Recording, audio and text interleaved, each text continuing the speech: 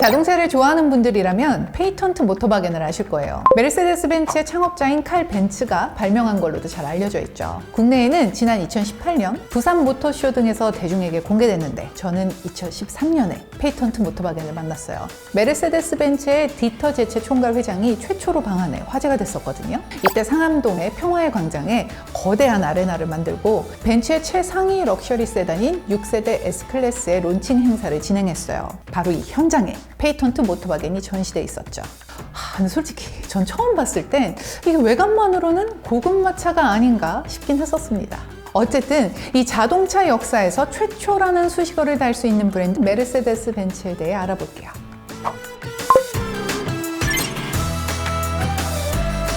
메르세데스 벤츠는 독일 태생의 공동 창업자 칼 벤츠와 고틀립 다임러의 만남에서 시작하죠. 이들이 처음부터 함께였던 건 아니에요. 어려운 환경에서 성장한 칼 벤츠는 공과대학을 졸업한 후 1872년 기계 설계 제작 회사를 세워서 엔진 개발에 힘썼어요. 그 결과 1879년 최초의 휘발유 엔진을 개발하는 데 성공했어요. 그리고 1883년에는 투자를 받아 세계 최초의 자동차 공장인 벤츠&시에를 설립하고 1886년 드디어 첫 번째로 3륜 자동차인 페이턴트 모터바겐을 선보였죠.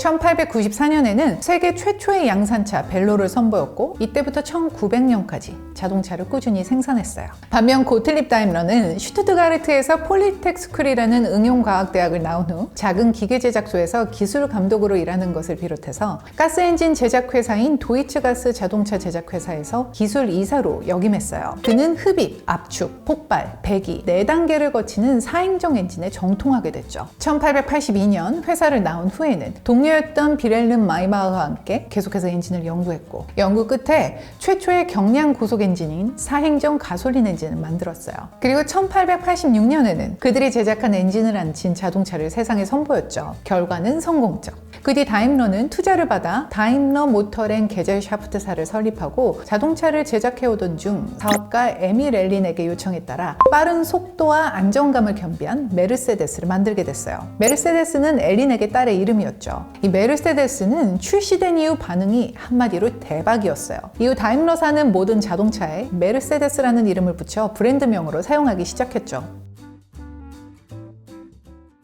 이렇게 같은 땅 아래 각기 다른 자동차 브랜드를 이끌어오던 칼 벤츠와 고틀립 다임러는 사실 라이벌이었다고 할 수 있는데요. 1차 세계대전이 판세를 바꿉니다. 이 패전국인 독일은 심각한 경기 침체를 겪었고 엎친 데 덮친 격으로 미국 자동차 업체들이 대량 생산으로 자동차 시장을 점유하면서 벤츠와 다임러의 위기가 닥쳤거든요. 결국 이들은 합병을 통해 현재의 메르세데스 벤츠의 모회사인 다임러 벤츠 AG라는 그룹을 만들고 새롭게 다시 시작하게 됩니다. 1916년부터는 지금의 엠블럼이죠. 이 삼각별 로고를 본격적으로 엠블럼으로 사용하기 시작했어요. 이 삼각별의 꼭지점은 각각 육지, 바다, 하늘을 의미하고 이 모든 것에서 최고가 되겠다는 열망을 담았다고 합니다. 아무튼 이 다임러와 벤츠의 만남은 둘의 장점이 만나 고성능과 안정성을 겸비한 자동차 이상의 자동차 역사를 써나가고 있어요. 다임러와 합병하면서 메르세데스 벤츠는 보다 본격적으로 영광의 역사를 써나가기 시작합니다. 각종 세계 최초라는 수식어를 다는 기록들을 세웠거든요. 1936년에는 이 메르세데스 벤츠가 세계 최초의 디젤 엔진 승용차인 벤츠 260D를 출시했어요. 또 1978년에 세계 최초로 터보 디젤 엔진 승용차인 벤츠 300SD를 선보인 것을 비롯해 이 세계 첫 트럭과 버스도 벤츠가 완성해냈어요. 벤츠는 안전보조장치에서도 세계 최초의 기록들을 갖고 있는데요. 이건 하나의 사건에서 큰 영향을 받았다고도 할 수 있어요. 이 레이스에서 우승을 휩쓸던 벤츠는 1955년 르망 24시간 레이싱 대회에서 추월을 하려다 그만 충돌 사고를 냈는데요. 이때 벤츠가 관중석으로 날아가 버려 무려 83명의 관중이 죽고 180명이 부상을 당하는 큰 사건이 발생했죠. 충격적인 사건으로 인해 벤츠는 이후로 수십 년간 어떤 레이스에도 참가하지 않았어요. 대신 안전한 자동차를 만드는 데 집중하기 시작했죠. 그래서 벤츠는 1959년 세계 최초로 안전벨트를 만들었고 또 세계 처음으로 차량 충돌 테스트를 진행했어요. 또 2000년대에는 브레이크 잠김 방지 장치와 에어백 등을 세계 최초로 선보였어요. 그리고 마지막으로 벤츠는 1954년 벤츠 역대 최고의 명작으로 꼽히는 벤츠 300SL을 출시했어요. 이 스포츠 레이싱카인 300SL에는 세계 최초로 걸 윈도우가 적용됐죠. 문이 새의 날개처럼 열리는 것이 특징이에요. 정말 차가 달리는 게 아니라 날아갈 것 같아요. 예술 작품이죠.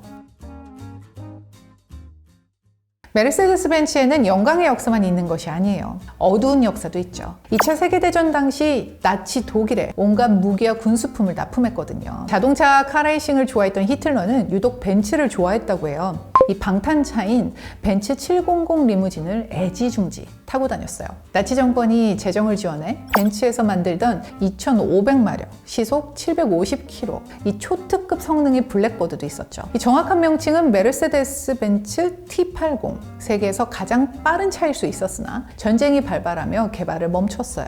히틀러는 전쟁 때 벤츠에게 비행기, 잠수함, 전차, 트럭 등에 들어가는 모든 엔진들을 생산하게 만들었어요. 이렇게 나치를 위해 부역했던 벤츠는 전쟁이 끝난 후 이 전범 기업으로 분류됩니다. 연합군정에 의해서 1년 6개월 동안 조업 중단을 명령받게 됐죠. 상황이 이렇게 되자 벤츠는 본인들의 잘못을 시인하고 피해자들에게 최대한의 사과와 배상을 진행했어요. 전범 행위를 숨기려고 비겁하게 행동하지는 않았고, 또 슈투트가르트에 벤츠 박물관이 있는데 전범 행위에 대한 각종 자료들을 모아둔 별도의 공간을 따로 마련해 놓았죠. 참 슬픈 역사지만 벤츠는 유독 이 역사 속 희대의 독재자들이 좋아하는 차종으로 손꼽히곤 해요. 사담 후세인, 피델 카스트로 등을 비롯해 북한의 김일성도 벤츠를 무척이나 사랑했다고 합니다. 벤츠에는 세단, 스포츠카 등 너무 다양한 차종이 있는데요. 벤츠가 주는 기본적인 이미지는 사장님 차죠. 기사가 있고 뒷좌석에서 내려야 할 것만 같거든요. 이런 이미지 때문에 벤츠는 의전차의 대명사로 불려요. 국가 원수, 기업 총수, 국빈, 유명인사 등 VVIP들을 위해 믿음직스러운 의전차로 활약해왔죠. 의전차 중에서도 가장 성스러운 차가 있어요. 바로 바티칸 시국의 교황이 타는 차죠. 교황을 의미하는 포프와 오토모빌이 합쳐서 포프모빌이라 불리는 이 차는 교황이 공식적으로 외출할 때 사용하도록 특별 제작된 형태예요. 교황 베네딕토 16세의 의전차가 벤츠였죠. 교황이 카퍼레이드를 할 때 주로 사용하는 용도에 맞춰 당시 신형 N클래스를 기반으로 개조해 만든 차였어요. 전면이 방탄 유리로 돼 있고, 또 내부에는 산소 발생 장치까지 장착되는 등 이 교황의 안전에 심혈을 기울인 모델이었어요. 현재 회장님 차의 대표격으로 불리는 마히바흐의 전신이 된 럭셔리 세단의 극치 메르세데스 벤츠 600의 활약 또한 빼놓을 수 없어요. 중동의 석유 재벌, 국왕, 슈퍼스타 등을 위한 자동차로 불리웠는데요. 엘비스 프레슬리도 한 대 소유하고 있었어요. 우리나라의 경우 박정희 대통령도 소유하고 있었죠. 전기차 시대죠. 벤츠 또한 빠지지 않습니다. 벤츠는 지난 4월 16일 벤츠 최초의 럭셔리 전기 세단인 더 뉴 EQS를 미디어 사이트를 통해 전 세계 최초로 공개했어요. 더 뉴 EQS는 벤츠가 자체 개발한 전기차 전용 모듈형 아키텍처를 최초로 적용한 모델이자 최첨단 기술들을 장착하고 있어요. 무엇보다 공기 저항계수 0.2로 세계 신기록을 달성해 많은 관심을 받았어요. 107.8kWh의 배터리가 탑재돼 최대 385kW의 출력을 발휘하고, 또 1회 충전 시 최장 770km의 주행거리를 제공하는데요. 이것은 차세대 배터리와 배터리 관리 소프트웨어, 또 뛰어난 공기 저항 개수가 가능하게 만든 괄목할 만한 수치예요. 충전 또한 편리합니다. 현재 세계에서 가장 광범위한 네트워크를 지닌 메르세데스 미 차저를 통해 전 세계 약 50만 개의 충전 시설이 마련돼 있어요. 급속 충전도 가능하죠. 물론 공용 충전소에서 충전할 수도 있어요. 뿐만 아니라 이 소재 선택과 생산 공정에서부터 탄소 중립을 위해 각고의 노력을 기울였죠. 유럽에서는 지난 8월부터 판매에 들어갔고, 국내에는 11월 중에 출시될 예정이죠. 벤츠가 만든 전기차는 얼마나 다를지 기대되네요. 발명을 향한 우리의 열정은 결코 잠들지 않는다. 최고가 아니면 만들지 않는다. 벤츠의 창업 이념이에요. 최고의 기술과 안정성을 위해 끊임없이 연구하는 벤츠는 타협하지 않는 정신이 있었기에 성능 좋은 자동차를 생산하는 것을 넘어서 자동차 역사를 선도해 올 수 있었죠. 환경과 안전을 중시하는 새로운 시대에서 벤츠는 또 어떤 넘사벽 기술과 스타일을 보여줄지 벌써 기대가 됩니다. Raise a glass, you've made it another year. Happy birthday